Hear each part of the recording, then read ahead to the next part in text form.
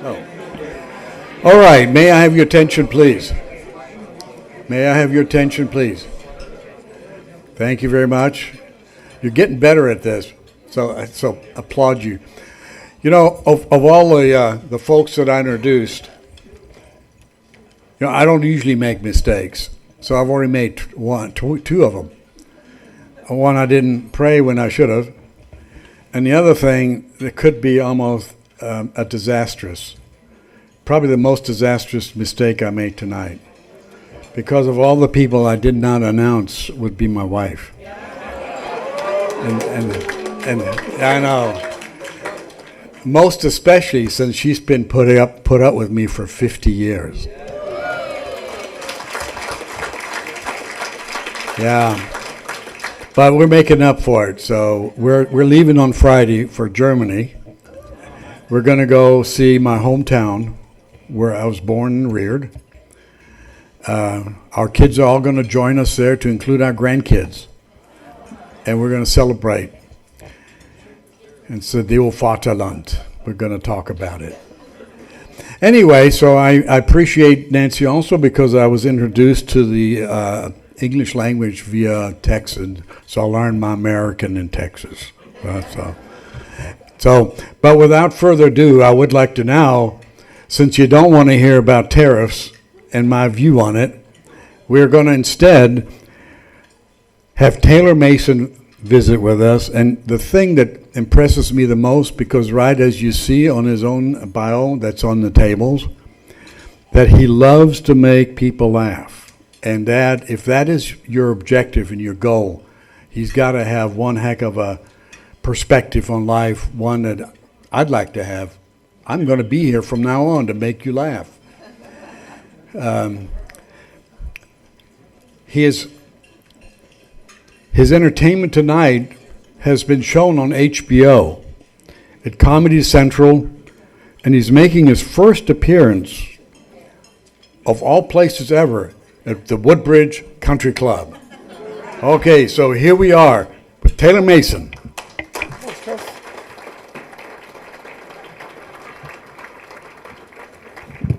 Thanks, Chris. That was great. You really got him going.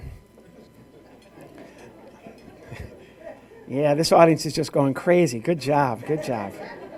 50 years of marriage, and nobody was really that impressed. They got a smattering of applause. Now me, I'm very impressed. I applauded loudly because I think that's fantastic. Not these guys. They, I guess, my uncle, I had an uncle who was married. We were just talking about this. My uncle Phil Meisenhelder was married for 57 years. 57 years. And I asked him a long time ago, Uncle Phil, how do you get to be, what is it like to be married for 57 years? And he said, and I'll never forget this because he was very pointed about it, he said exactly, he knew exactly what to say.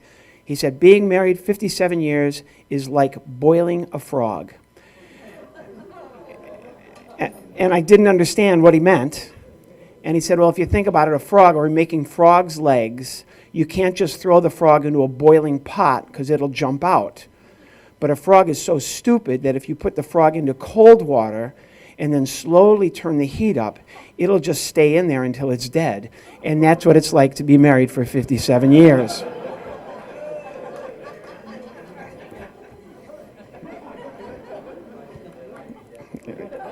I'm sorry? I said if I said that to my wife, I'd be dead. If you said that to your wife, you'd be dead?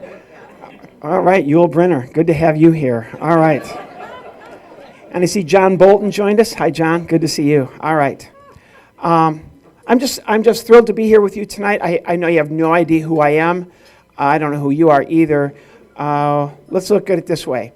I am a comedian. I'm not Jay Leno. If that's what you're hoping for, he's not coming.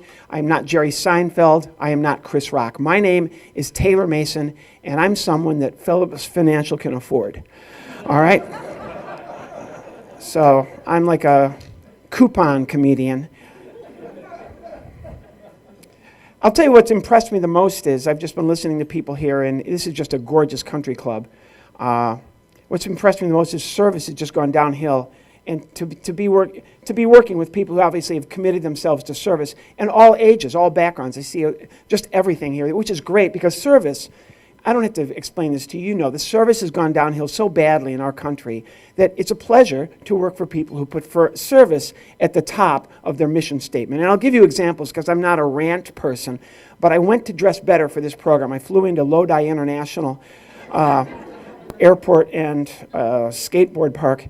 So, I don't know, and I get off the plane. Actually, I flew into San Francisco, and I went to a mall, and I went to Armani. I went to Giorgio Armani to buy a suit to wear for my Phillips financial program at the Woodbridge Country Club. I was in that store. If you're not familiar, Giorgio Armani makes fine Italian clothing. And so I went into the store. It's amazing. I was in there 2 minutes. I wrote their slogan, "Welcome to Armani," where your money becomes our money. And this little man was measuring my inseam, which really upset me because I was buying a tie. And it turned out the guy didn't even work there. It was just some guy that wanted, oh my gosh, when did we lose the ability to serve one another? But that's not my point, you know. Service is just, I went to get a smoothie on my way here. I stopped in Stockton, which is just a gorgeous community, and I stopped in Stockton. Stop. And I went to a smoothie store, and this will just give you an idea. This is exactly where we are as a society service-wise, which is why Phillips, the family, is so successful now. I'm at the smoothie store. There's one man in front of me, one person in front of me. He got to the counter, and the woman behind the counter serving him said, and he didn't understand her because nobody could, and he was very nice. He was Asian, very gracious man. He said, "I'm sorry," and she did the same thing. This is where we're at. She said, yeah. And he said, "I'm sorry, I didn't understand you." And then she got mad at him and yelled at him, "Can I help you?" And the poor guy, you know, taken aback, he said, "Can I order a smoothie?" And she says, "Yes, order your smoothie." And he ordered his smoothie, and then she yelled at him, "Give me your name. I'll write it on this cup so I'll remember who you are." And the poor guy, he said, "My name is Hua." And she said, "What?" And he said, "No, my name is Hua." And she said, "Spell it." And he said, HWA. She yelled, "Stand over there and I'll call your name when it's ready. Now it's my turn. I know what service is and I know what it isn't." So I got to the counter. She played the same little game with me. So I said, "I want a honey." But then she one-upped me. She said, "What flavor?" Ah! But I ordered my smoothie, and she did the same rap, just going by rote. "Give me your name, I'll write it in the cup so I'll remember who you are." So I said, "My name is Hua." She said, "Are you Asian?" I said, "Yes, I am. I'll go stand with my brother right over here and wait until you call it." And I try to be gregarious, outgoing. I'm from the Midwest. I grew up on a farm. For the millennials that are here, a farm is where they grow the food, all right? I grew up on a farm, which is one of the reasons I'm in show business. I just was begging my entire life to get out. My prayer was to get away. You know, where I'm from, Grand Ridge, Illinois, little farming community, our closest neighbor where I'm from, Mrs. Hallett, lived 2 miles down the road. 2 miles, that's our closest neighbor. Halloween was the longest night of the year. You'd walk 2 miles, get an M&M, walk home, happy Halloween. What a stupid holiday this is. My brothers and I used to hide costumes behind her house, and we just go around and around all night long. So I try to be out. You know, I'm outside the smoothie store. Here's a great example. I've got my smoothie, and out of the blue, I get this all the time, out of the blue, a guy comes up to me and says, "Dave?" He looks right at me, and he says, "Are you Dave?" I said, "No, I'm not Dave." And he runs into the store. I turn to leave, and out of the blue, another guy comes up to me and says, "Pete?" So I said, "Dave?" And he said, "Yeah." I said, "He's inside. He's waiting for you," because I try to help people out. I rented a smart car at San Francisco International Airport to drive over for the gig tonight. Not a good move. First, I thought it was a stroller. You know, I picked it up. Anyway, I rent the smart car, and I'm so glad to be with you. You're obviously very decent people, very gracious people. I'm in my smart car, pulling out. I'm going to save gasoline. I'm driving all the way out here to Woodbridge, okay, the gateway to Lodi. All right. I'm driving out here. At the parking lot, I got cut off by a man in a Hummer. a guy in a Hummer smart car. He could turn on his windshield wiper and jettison me across the parking lot. And I will say this, I used to say Hummers, they're the most ostentatious automobile you can buy. But then my neighbor got a Hummer, and I couldn't help myself. I'm walking by the driveway. There's the Hummer. I had to look inside the grill, right? But it's not a grill on a Hummer. It's a cage. And inside were three little environmentalists on bicycles. And I said, oh, you know. So I'm in a smart car. He's in a Hummer. He cut me off. But then, I'm so glad I can get this off my chest, he cut off a little old lady in a 1998 Malibu. You know who I'm talking about. Scares her to death. And I was so upset. I'm so glad I can tell this story. I followed him through the parking lot at the airport. He pulled into a handicapped parking spot. I know. I couldn't believe it. Then he jumps out of the Hummer. What is that, 60 feet? He parachutes out of the Hummer. He runs into the airport. So I wrote him a note. I was so upset, and I've never done this before, but I was livid. Dear sir, I was so angry. If you take a disabled person's parking spot, then you better also take their disability. It took me an hour and a half to think of that and write it with the edge of my key in the hood of the Hummer.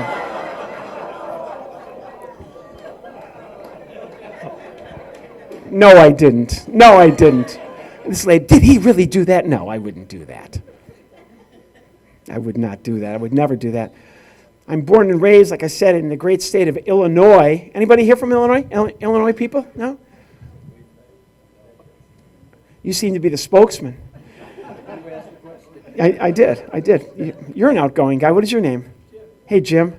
Nice to meet you. Is your wife here? No. There's a reason. So, she's with your 4-year-old grandson. Oh, you're smart. Good for you. Yeah, you play golf. She's up all night. That's awesome. Good, Jim. And where are you from, Jim? Stockton. Whoa. Welcome to culture. All right. Woo-hoo! Well, good for you. You got a great sense of humor. What do you do for a living? What do you do? I was a Baptist pastor. A Baptist pastor. Thank you, Lord. That's awesome. You know, I would never have guessed that.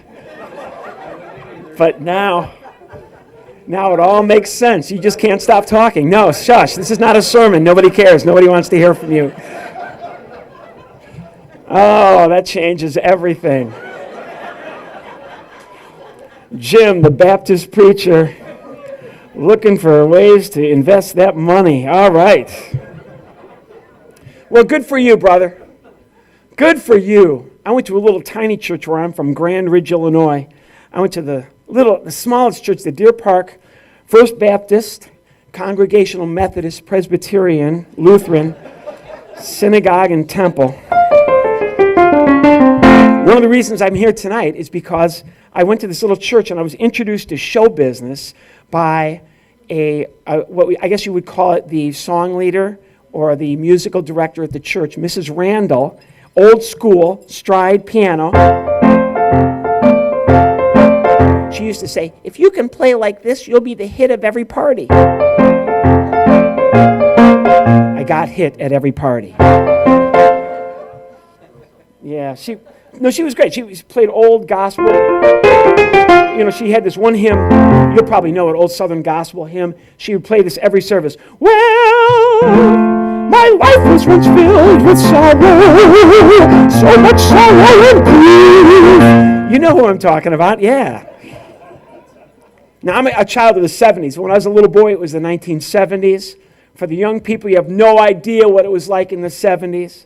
All they played on the radio was 70s music. Let me think. It was like, if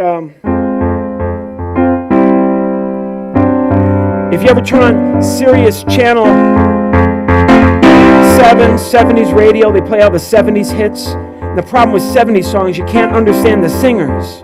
To this day, when I hear the Doobie Brothers, they're from San Francisco, right down the road. Michael McDonald always sounds like, you don't know him without your brother.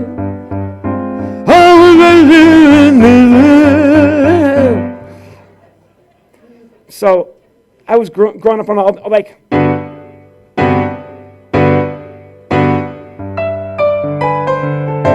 I used to play all these songs. My mom would hear me playing. She'd say, honey, what is that? It's Chopin, Ma. You can turn that up a little bit. You guys can turn that up a little bit, all right? It's not going to not hurt anybody. You know what's wild about classical music is, here's a classical song you'll all know. Right? Written by those great American composers, United Airlines. Now, if you combine, not to get off on a tangent, but if you combine the Elton John that I was just playing and that Gershwin that I played next, take those two, you put those two together, put them two together, play both measures, you get the same thing.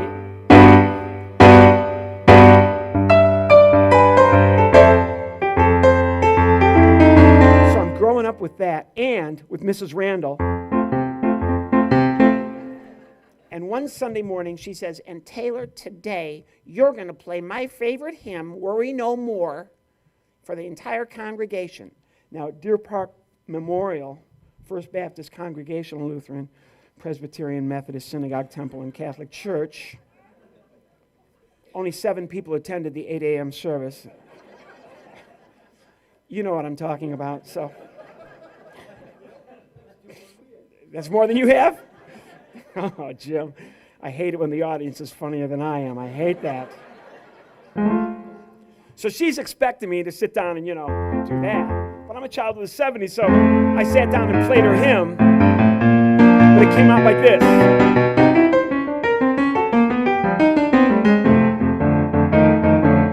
Well, my life was once filled with sorrow.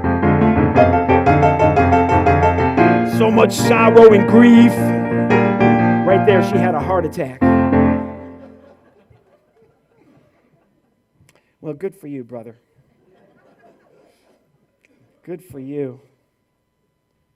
Man, oh man. I went to the University of Illinois in Champaign, Illinois, where I learned nothing. I had a philosophy professor for a final exam in philosophy. He brought in a chair just like this, and he said, based upon what you've learned in philosophy, prove the chair does not exist. I wrote, what chair? I got an A.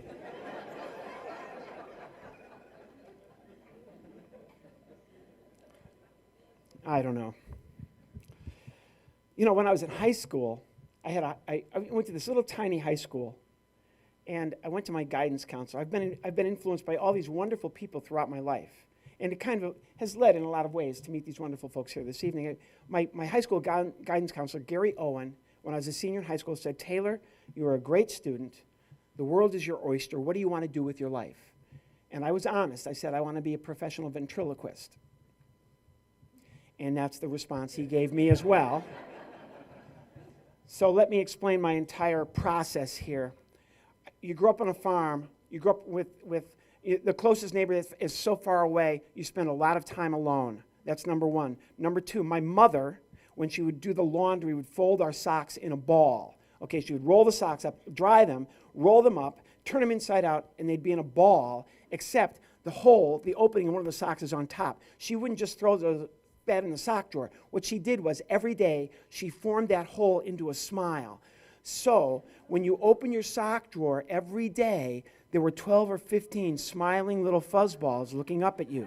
Remember, I'm on a farm. There's nothing else to do. Okay, there are 15 smiling fuzzballs looking up at you. Plus, on television is a woman named Sherry Lewis, and she's got a sock on her hand. It's also a farm animal. Hello. It doesn't take, I'm now 9 years old. For 5 years, I've been looking at the smiling socks. I finally figure it out. The sock does not go on my foot. The sock goes on my hand. Hello, hello. And my sock hand. Hello. Don't talk. Talk to the hand. No. My hand talk. Hello.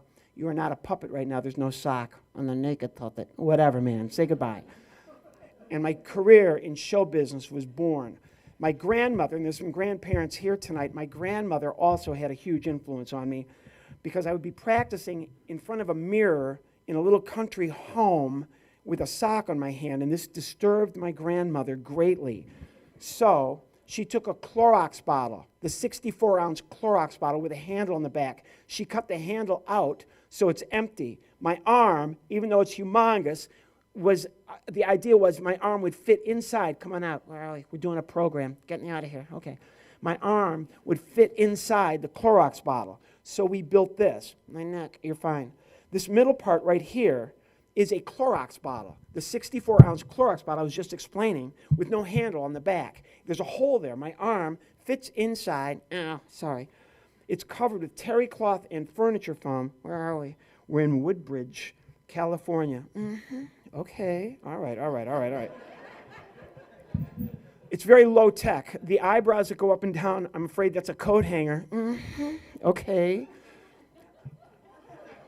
The wig on his head, that's from a New York City theater shop where we work a lot. The white part of his eyes, look at my eyes, girl. I'll leave her alone. I'll leave her alone, Romeo. She's checking me out. She's not checking you out. Stop it. The white part of his eyes is a ping pong ball. This is as low tech as you can get. It's all furniture foam covered with terry cloth and sewn together. The clothes, tell him. The clothing that my buddy here, Romeo, wears are from a store called The Gap. That's right. My kids are writing a book called The Puppet Wears Gap, We Wear Target. All right. It's a good crowd? It's a great crowd. What is this? These are a lot of clients and friends of the Phillips Financial Organization. Money? Yep. Okay. It's all here, girl. All right, Romeo. Don't do that, okay? We're in a country club. Be cool. Have some composure. She's a beautiful lady. You meet her. What do you say to her? Girl. To impress her, what do you say? I'm a Baptist preacher. Okay, come on, man. Come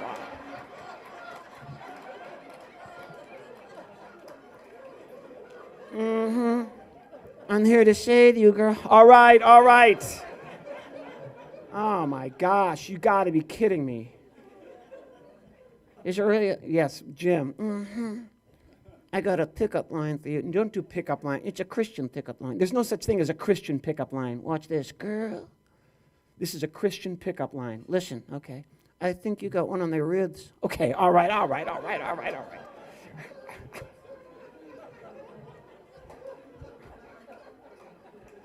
You didn't get that joke, teacher? All right. Why don't you read the Bible? All right. You know what? Stop. All right? It's a wonderful group of people. Okay, all right? Whatever you say. We've been together for a lot of, if you're not familiar with ventriloquism, oh gosh, all right. Deliver me, whatever. Ventriloquism is ancient. How old is it, man? Thousands of years old. Dates back to Jesus' time, then. Okay. What you looking at, preacher? Okay, all right. He's looking at me like I'm the devil. Okay, all right. I'm not real, but I can talk. Okay, all right. What did the snake say to Eve in the garden? Don't do this. How about them apples? Okay, come on, man, come on. Oh, my gosh. You know what? You're obnoxious. This is like the best audience ever. You're going to ruin the entire program. You're going to ruin the program. Do you mind? I'm cool. Okay. These guys are drinking. Okay. Help them preach. All right, come on, man, come on. All right. Ventriloquism is ancient. It goes back to, I don't know, thousands of years ago. That's right. It's not easy, but it's like anything else. You practice, you work at it, you make a commitment to something. For example, the hard letters for a ventriloquist to say are B, F, M, V, P, W, and Y. How come? You have to say those letters without moving your lips. Can you do it? Of course. Say B, duh. No. The sound is B, duh. B, duh. You can't make the sound B? No, you can't make me make the sound. You want to go back in the suitcase? Bumblebee. Thank you very much. Bald preacher. Okay, come on. He's not bald. Flesh-colored hair preacher. All right. Next, I fit the words in his mouth. Romeo, what? Say hua mama, hey mama digwa. These are syllables that are hard to say because I got to say them without moving my lips and open and close his mouth at the same time. Let you do it. Say hua mama, hey mama digawada. Go slower. I'll break it down. Cool. Say, hua mama, hua nana, hey ya mama, hey ya nana, dig a water, dig a water. Got it. Now put them all together. Hua mama, hey ya mama, dig a water. Do it. Who's your nana? I'm your daddy. Let's get out of here. Come on, man. Come on.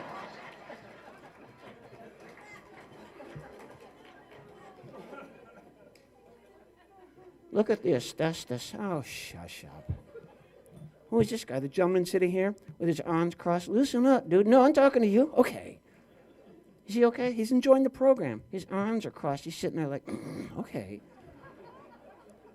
I'd rather have your arms crossed than twiddle your thumbs. Okay. That was illegal, man. Okay, come on. What's your name, dude? John. What is it? Come on. What's your name? John. Hey, John. Nice guy. Yep. Where you from, John? Where do you live? Stockton, California. Okay. Yeah, and I know him, too. These two could do their own show. Okay, okay. What do you do for a living, John? What's your job? Nothing. How do you know when you're done? Come on, man. Come on. Come on. Come on. That's a cheap shot. That is a cheap shot. You know, he's just enjoying the program. Why don't you leave him alone? I'm talking to John, man. We bonded. You didn't bond. Yes, you did. Seriously, John, what do you do? I'm retired. You're retired. When you were working, what did you do? Well, I sales.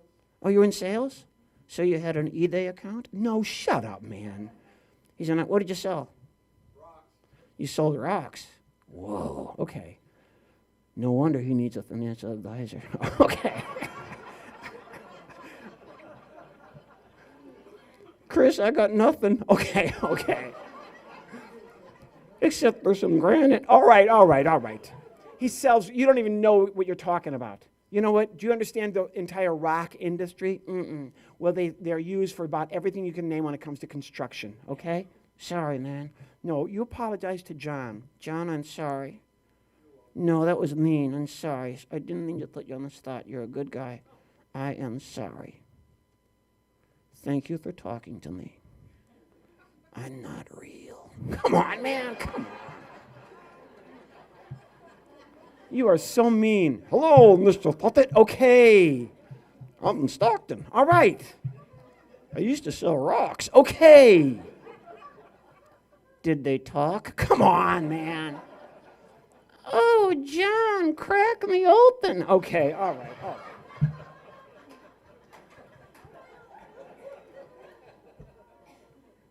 That's just, I'm sorry.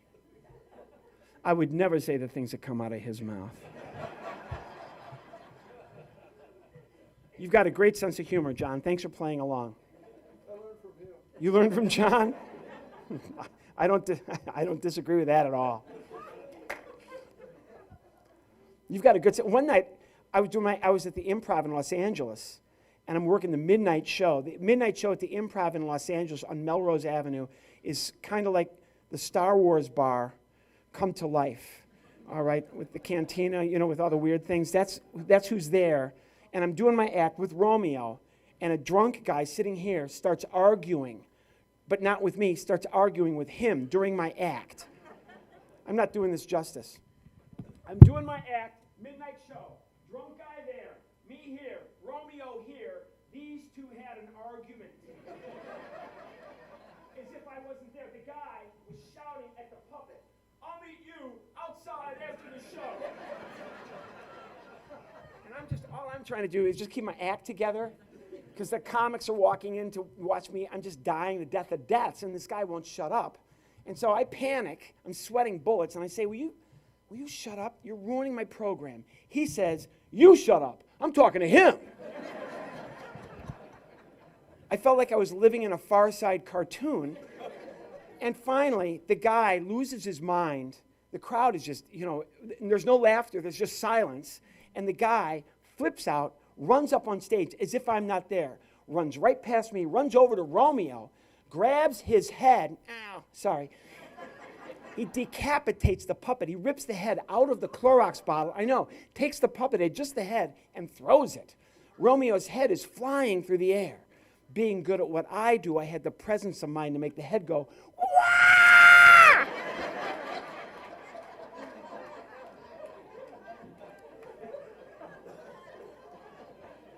So I got a good joke out of it, which is great because I'm a comedian. You've got a great sense of humor. I call these jokes to go, all right? On behalf of my friend John and the preacher, all right? John and Jim. That should be James. Shouldn't, well, all right. These are jokes to go for the millennials. These are free downloads, all right? Jokes you can take home. Let's do age-specific stuff. For the people over the age of 60, let me explain Facebook, all right?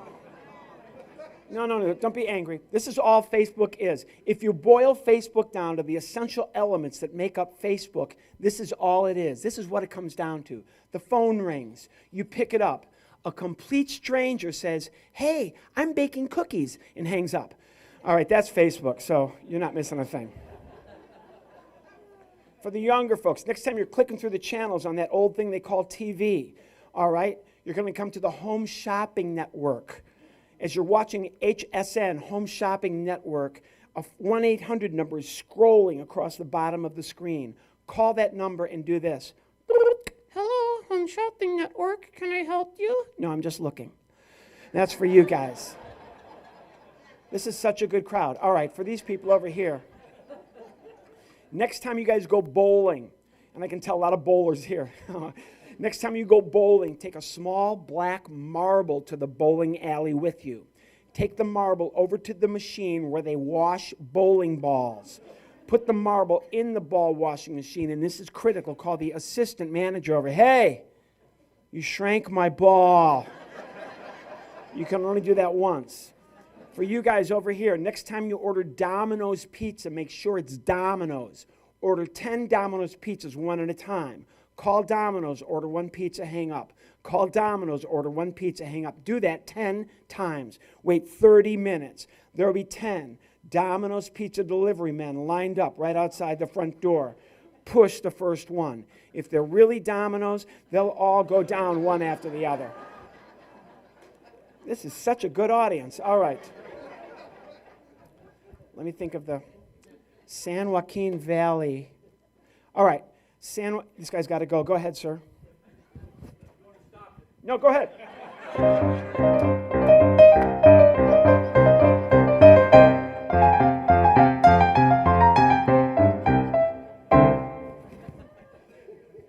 He got into it. He was like dancing out. It was great. San Joaquin Valley, the county fair is coming. Oh, this is perfect. This year, go to the fair with somebody who's not here tonight. Before you go to the fair, get a big, heavy 2-pound bolt. Put in your pocket, go to the fair. You're going to get on the Ferris wheel, all right, with this You guys have already done this? What are you laughing at? Doing my joke before I do my joke? That's obnoxious. You're on the Ferris wheel going around and around with this other person. Oh, it's amazing. I know, you can see forever. I can see Fresno. Well, that's not such a good thing. You know, you're going around and around. You'll finally stop at the top till the people on the bottom get on. That's when you take out your bolt, drop it, then pick it up and say, "I wonder where this came from." Now, you might have to set that up a little bit, get the cart shaking. Play act. You know, we are way up here too, huh? This doesn't feel very sturdy. I hope nothing happens. Ah! I've done it twice to my wife. It worked both times. All right. I drove up here. Driving that Route 99 is just a joy. Around 5 o'clock in the afternoon, it's just a joy. And as I'm driving, there's like 15 young men on bicycles dressed as if they're in the Tour de France, riding along the shoulder. So at the first stoplight in Lodi, there they are next to me. I looked up at them from my smart car and I said, "Excuse me, why are you dressed like you're in the Tour de France?" And the guy in the front said, "Because I'm a cyclist and this is my cycle." I said, "Well, I'm in a car, but I'm not wearing a NASCAR uniform." And then I thought, that's pretty hypocritical. Maybe I should start wearing a NASCAR uniform. Then I wouldn't forget stuff when I go to the store. Tide, Diet Coke, Cheerios. Would all be written down for me to remember. Ventriloquism is ancient. 2,000 years. Oracle at Delphi might have been a ventriloquist. There was a time, and again, for the millennials, there was a time on this earth there were no microphones, no headphones, no iPhones, no Xboxes, no PlayStations. Life was a boring, worthless nothingness of nothing.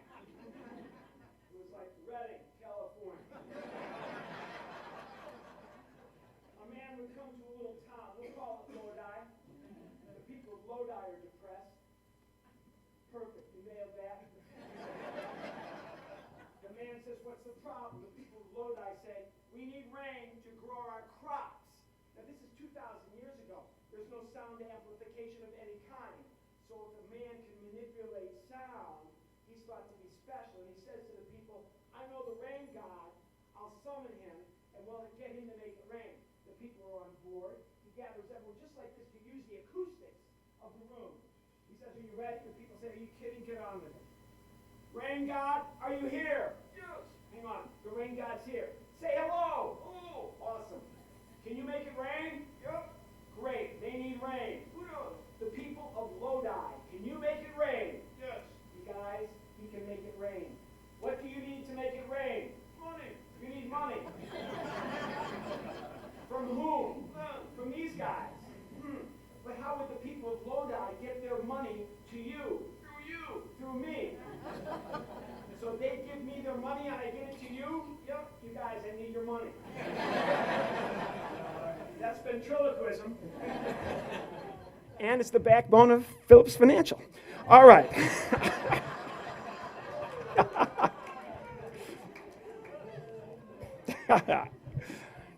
Took me 40 minutes to get to that joke, but I've been... Mr. Phillips is a retired colonel, sir, and I don't know if there are any vets, but this is a big week for vets. We had Memorial Day weekend last week, and of course this week, if you're familiar, and again for the millennials, there was this thing called D-Day. It's a big deal on June 6th. If you're not familiar, the Allied armies stormed Normandy Beach. The Americans were in charge of Omaha. The Canadians, I believe, were in charge of Juneau, and the Brits were down at Sword Beach, and the French served refreshments. All right. Romeo, what? Come here. No. I got to go. I've got another gig in August. So...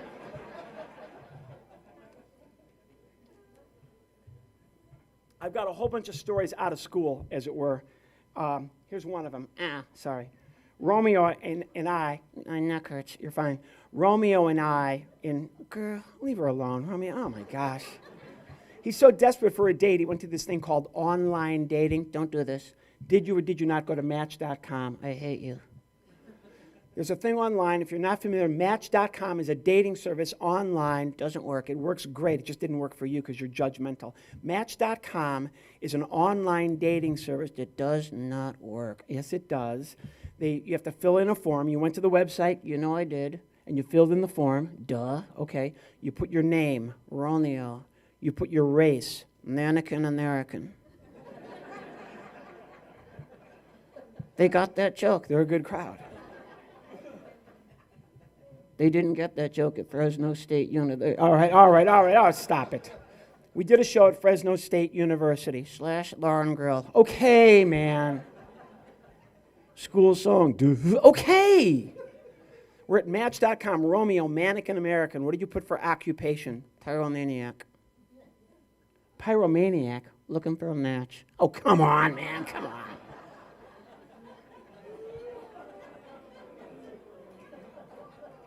I got 100 emails and girls in Stockton. Okay.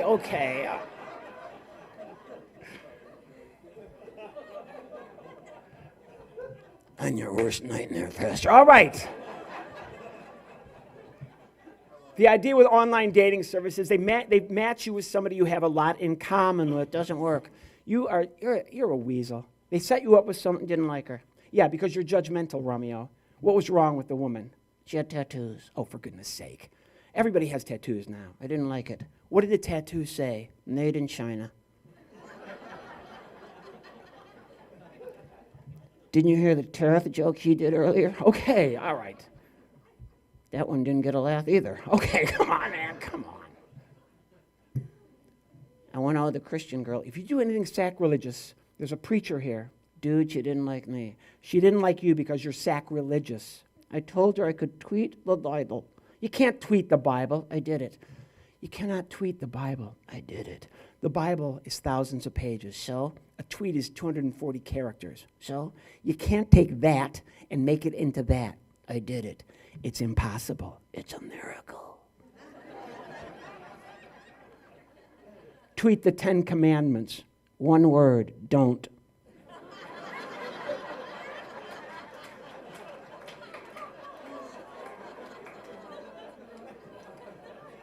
Do the book of Revelation. 2 words. Uh-oh. Come on, man.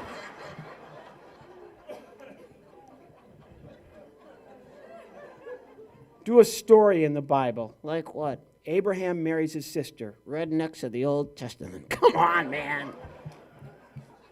Bertha and Stockton. Okay, come on, man. Come on.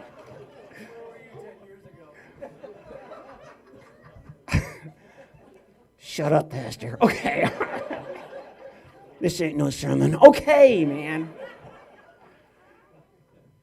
You are out of control. Sorry, man. 1991, the whole point was, in 1991, just out of college, Romeo and I, this is 28 years ago now, Romeo and I are on a TV show called Star Search. This is a good story. We won $100,000. The money is gone. Don't ask. I made a mistake. We went to Vegas. I made a mistake. 22 is not a color. Okay, man. How did you get that joke, Pastor? Okay, all right. I'm sorry.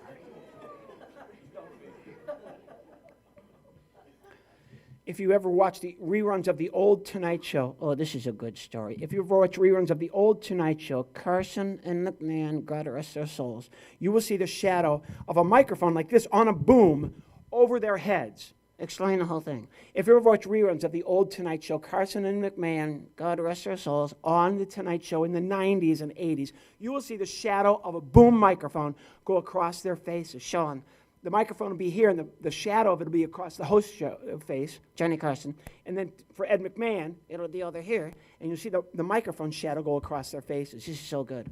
We fly out to L.A. to rehearse for our segment on Star Search. The first one, we're in rehearsals on the same set. This is so good. And it is a nightmare. It's a disaster.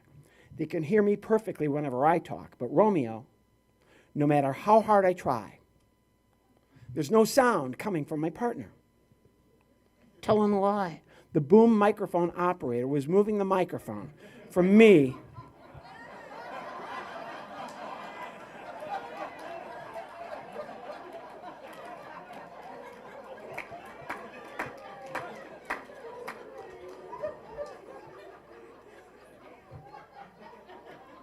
We gave him 20 minutes to figure it out. Okay. He's a voter. Okay. And a graduate of Fresno State University. All right, man, gosh. You know, every one of your jokes is a barb. Every single one of your jokes. My jokes are a general. What I try to do is be inclusive, but not you. Thank you. It's not a compliment.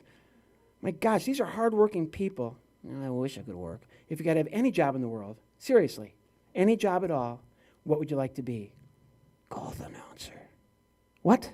Golf announcer. Golf announcer, yes. Why golf announcer? They don't work. They work every weekend. All they do is whisper. Do you know why they whisper? They don't want to wake the people who are watching at home. Come on, man, come on.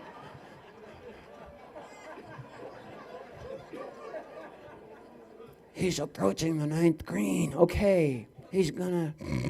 Okay, man. Have you ever had a job? I just had a disgusting job. Really? I quit. What were you doing? I was a CPR dummy. A CPR dummy?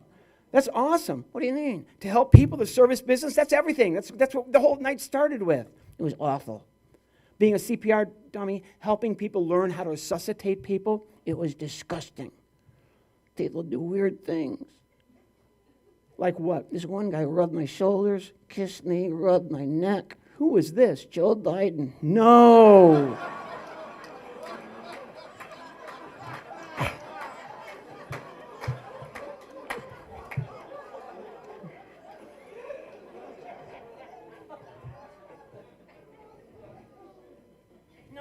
No. Back in the bag. No, Taylor, come on. Back in the bag. Taster, you got to come in here. Shush. Save me. Okay. No way, forget it, girl. All right.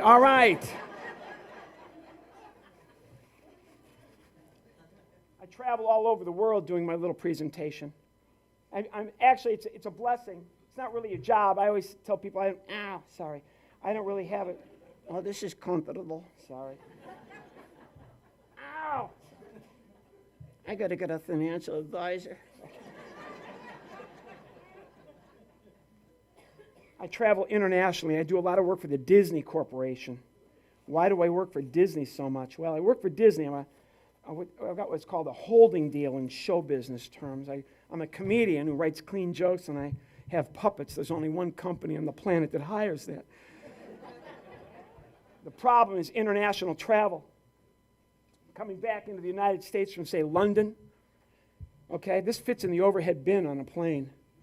The problem is customs. When you get to the x-ray machine, the bag goes in and stops in the machine for a long time. Say JFK Airport in New York, had TSA guy comes out. TSA, in my world, is not Transportation Security Administration. In my world, TSA is Taylor Searched Aggressively. The guy comes, excuse me, whose bag is this? And I'm prepared. It's my bag, sir. Sir, I need to ask you, is there anything in here I should know about? I can't think of anything. Why don't you open the bag and we'll all see what happens. So when he opens the bag, I do this. Hey, how you doing?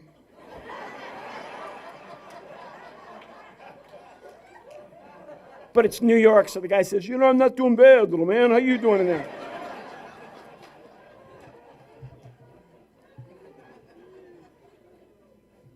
Sorry.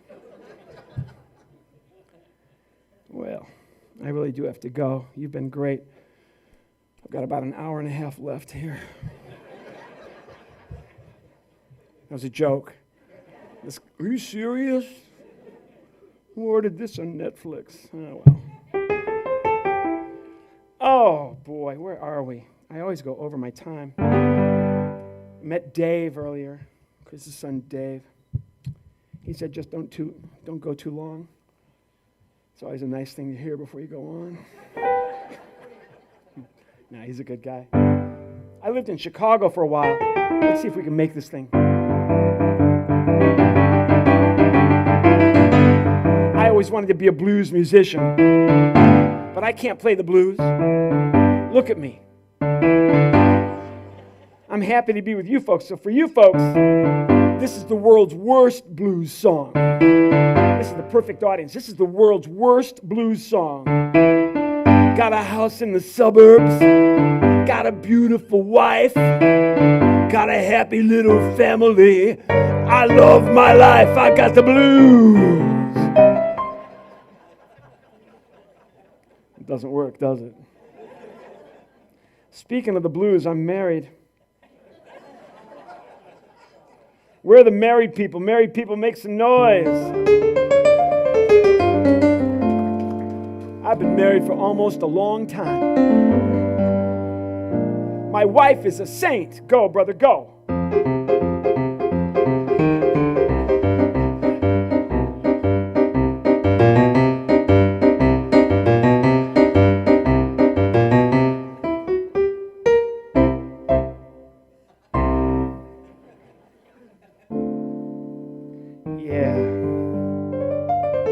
My wife is a saint. She plays a little game with me every morning. It's called Guess What Mood I'm in Today. I have never won that game.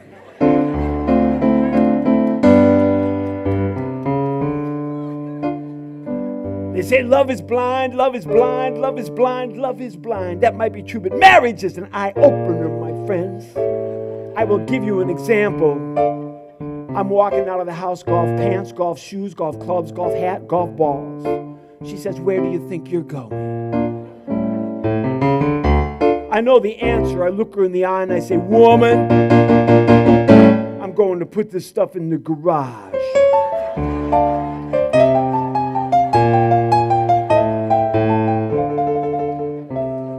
then I'll be back to find out what I'm supposed to do today, girl.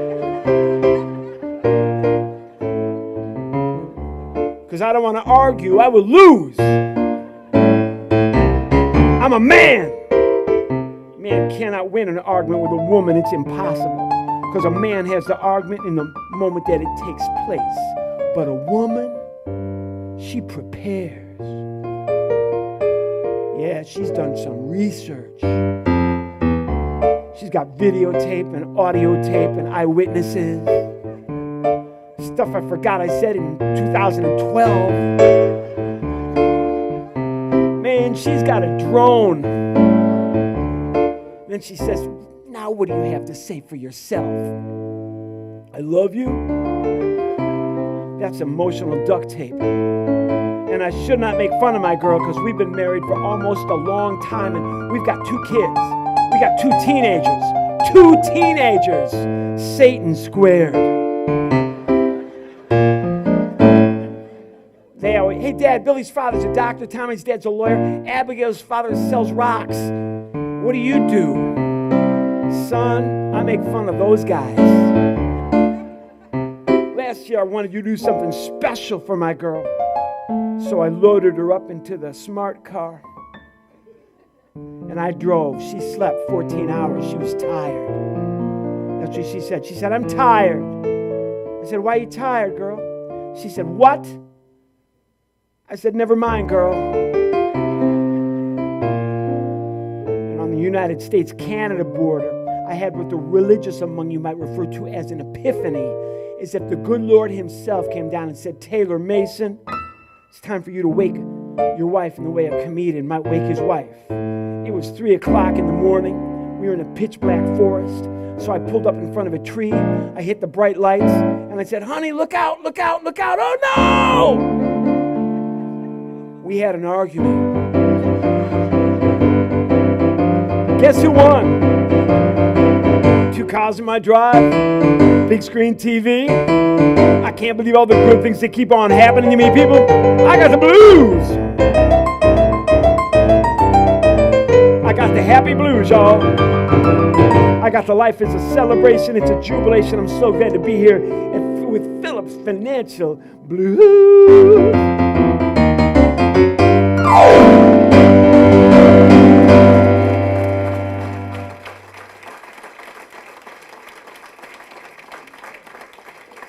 All right.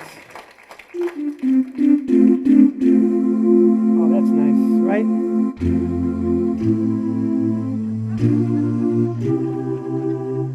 Old friends and new friends and good friends. It's so nice to work for you. All my gospel chops. Everybody's welcome. Come on and sit down and watch what I do. We're all in this together. Might as well share some laughs. Might as well have a good time with a little bit of time that we have. How about a big round of applause for these gentlemen who helped me out? Give Pastor Jim a big round of applause.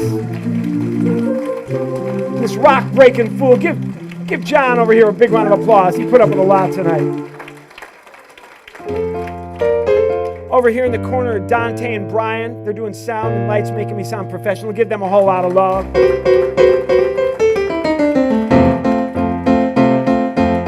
I don't want to be famous, and I'm no celebrity. I play places just like this, so I can see you, and you can see me, and I don't know what it's worth. But every night I see the greatest show on earth, because the audience puts on the show for me.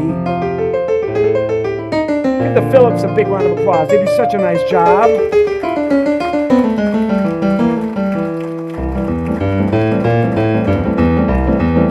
If you had a good time in here tonight, my name is Taylor Mason.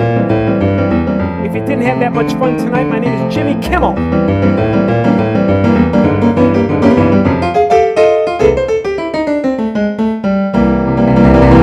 Thank you very much, everybody. Good night.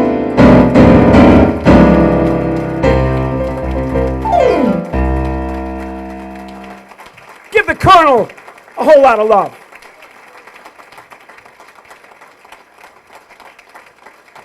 Great job. Thank you very much. Thank you. Wow, that was fantastic.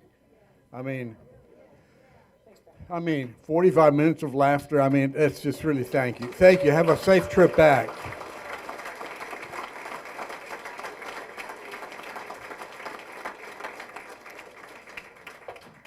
Well, I need to.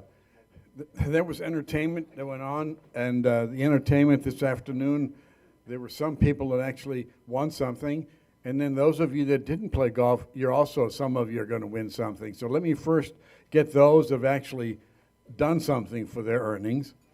Heather, you need to come up. Where is Heather? Heather's not here. Heather, and also we need the raffle prizes. This is not a good time to be gone. I'm no Taylor Mason here, but I can tell you this, that there we go. She comes. Where are the? Okay, so we've got a few folks here that did a lot of work, and so the team that was consisted of Ricky Ibarra, Jerome Collins, Mark Hobson, and Bob Albright. You won third prize, and so you get to come up here later on, but rise and let us recognize you for your talents. Where are you? Right here at my table, and so. Kaylin, did you have anything to do with that? No. The other team that won is Daryl Payne, Jerry Fessler, Tom Geigel, and Paul McPherson. Where are you? There we go. Very nice. And the first place winning, Marty Jones, Josh Sturman, Doug Roberts, and Gary Allen. Wow, very, very good, very good. Very good, nicely done. Then we have also people that worked hard, and that is the longest drive of the men, and that was Ricky Ibarra. There you go, Ricky. Yeah, stand up, Ricky. Longest drive. And the longest drive for the women was Licky Cochran. Where are you? There we go. Nicely done. Closest to the pin, Jim Dunn. Way to go, Pastor. Way to go. Again, appreciate you being such a good sport. And also you, John. Appreciate it. So one thing that I have learned, if I'm in front of a comedian, do not look bored. I think that's what got his attention. So, a lesson learned. And then closest to the pin for the women is Colleen Ioni. Way to go, Colleen. Nice job. So, you winners, come on up afterwards and pick up your goodies. Now we're going to do the raffle. So, you got a raffle for contributing to our charity today, and so get your numbers out, get your tickets out, and then we'll. Are they coming down here to get their goodies? Okay, then you can come up here and get your goodie. All right, so we'll start with the last. Let's just do the last four digits. 5888. Last four digits. 5888. All right. I know this is kind of difficult. That's four numbers. Okay. Go a little slow. Oh, there we go. Come on up. All right. Now let's see. Now I kind of counted the seconds. See if the next one can get it a little quicker. Let's try this one. Over there, you get the prize. So here we go. Another one. Thank you. Last four digits, 8356. 8356.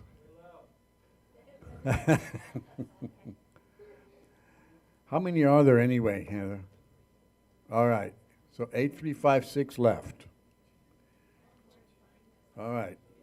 All right, we got another one. We'll go here to the bottom. Oh. Okay, so there's 8356. So why don't you go get it, please, for him, right over there at the table. All right. So the next one is 8367. 8367. There we go. Very good. Now, while we're sorting all that out, I want to give special attention and thank you for the G-Force from Stockton. They're the ones that did the lighting for us and set up the screens over here in case some folks couldn't see them. Thank you guys very much for doing what you did. I thought the food was excellent, so I think the service from the Woodbridge Country Club, they did a great job.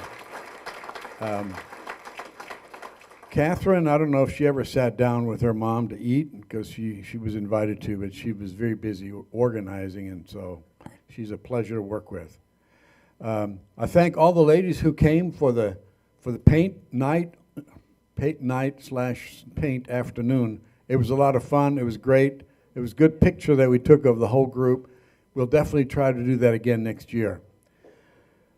And the very last thing I want to let you know is on the table, in the event you ever wondered, a lot of times you guys think that all we do is just handle money, but we just wanted you to know there were other services that we provide, and we put those on the table. So should you ever have any need for any of those other things, we don't charge for those. Like, we'd be glad to get rid of your shredding as long as it's not a ton. But lots of other things. So anyway, again, thank all of you for coming. It was great. It was fun. It was just a great afternoon. So thanks for coming. Till next year, the first Monday in June, which I think is the 1st of June next year. Good night.